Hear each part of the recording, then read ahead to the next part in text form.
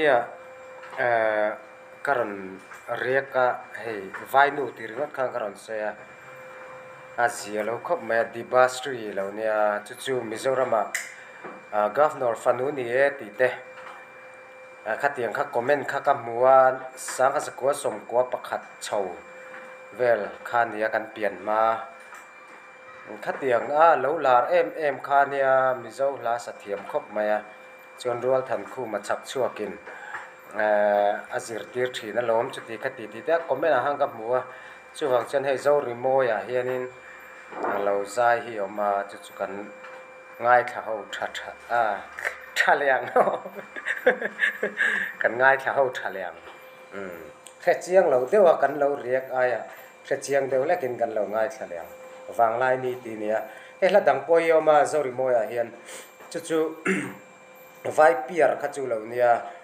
riak masa kha ka riak masa khanin anu mo pai motal mizo niang katia ma se alo ni hau lo nia vai dik tak kha lo nia mizo tong lam lo sathiam ko mai kan ngai thang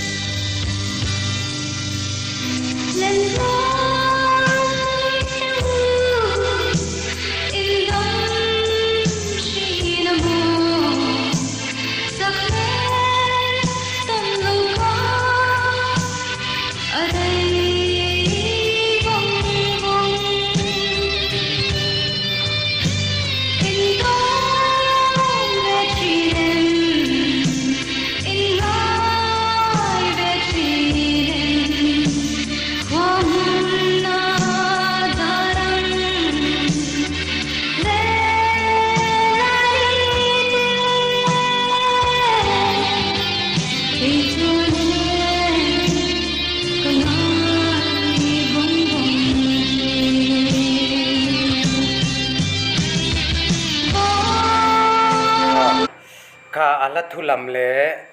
zai shrimshima hen namdang ani hi hriat lo reng ani vai hian in mizo tong hi lam harsa anti zual beran yang tentia amero chukan mu thei nai vai ani wang poni mai thea ma se henu dibasri ro hi chu Mizoram lo om ve zok to ani te por hriata puc akal thin ti te enge khuisa te po Mizoram a oin local to ni ti te kha komena khana oma he mizo tong mizo la thulam hi anal khop mai mizo na jong han tuk lo mai the ni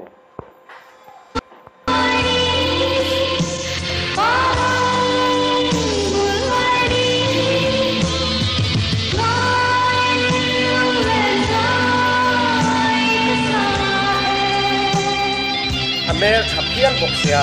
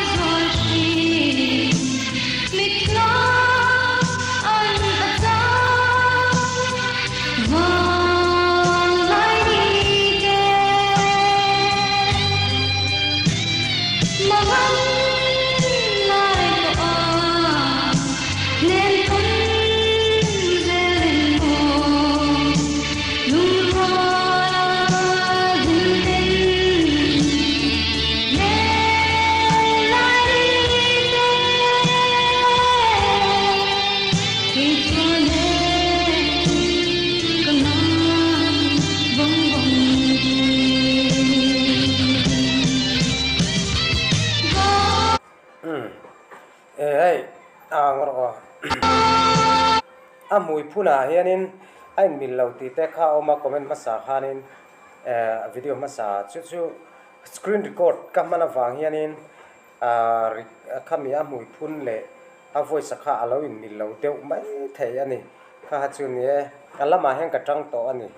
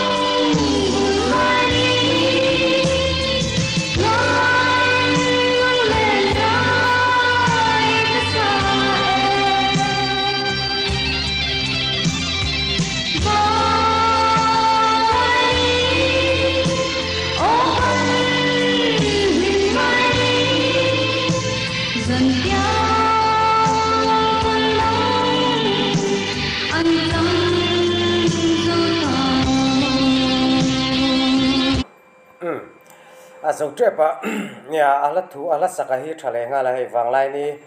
chan tiang ton mang chang mai chang ta mo voi khat ngai thang la nia chu album te po mi zo album te po hi lo siam ani me la he nu hi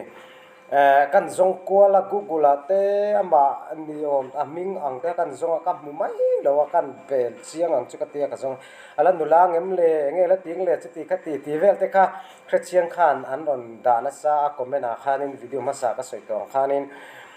chu kan zong ya la ka mu mai lo wa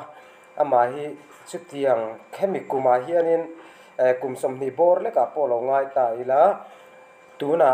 ngai to chung kum som thum bor aliam to kum som nga chho chu ni don to hrim hrim a chu wang chuanin anau pang jok jok to don lawa tuna ala sakahi ama hian ngai thale se an hlim lai ni mizorama om lai te han an ngai to nga lunga len ve hi ka ringa ni ka bial nu hlui nei ang phian le nga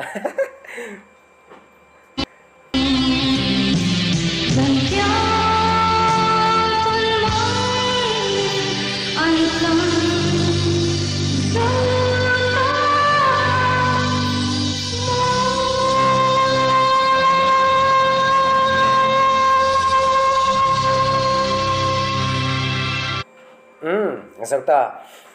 ni hai puro than khu ma chak chuak chul chuak ka lom ti te kha aron oma second voice lo petu po ha puro than khu ma chak chuak ka ni ti te kha oma comment a khanin a lukop mayan nala second voice kha nal box ya chana ma a mail tha zai ti ma mi zo la hey mi zo pon sap la kan sa chu ti khati vai la po kan sa thiam ti te ne ha mi achu nge original ho hian lo ngai thata se kan lo sapai ve viau mai thei boka ani ro hi chu pai mi loin mam tluang tam min asathaya mi zo la ngai lut om khop mai ngai lut oma ma zai thiama mel tha boxi ka riat phak lo mi ni ma sela ka ngai lut tharang reng viau ani mi zo te chu nam tem te kan ni wangin ngai lut lo hin harani kan nam tong te nam dang jok te nan ron ti hian ale khati song kha ni like and subscribe bye bye